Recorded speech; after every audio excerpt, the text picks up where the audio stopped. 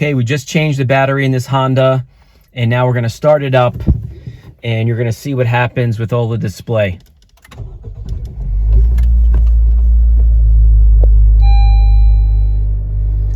So it says tire pressure monitor problem. You're going to get a lot of different issues, and the only way to reset this is going to be to drive just a couple of miles and it'll all reset itself. So that's what we're going to do.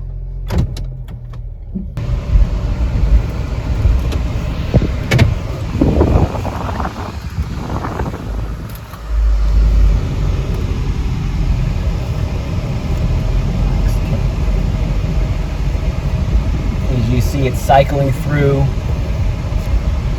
everything, and it's basically saying everything's a problem.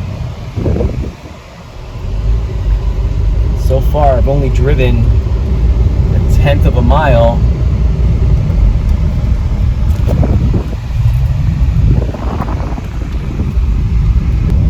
Okay, it's really not even been a couple of miles. I thought it would be a couple of miles, but 2/10 of a mile, and it's basically reset. Okay, so if you see that happening when you change your battery, you don't need to start pressing buttons.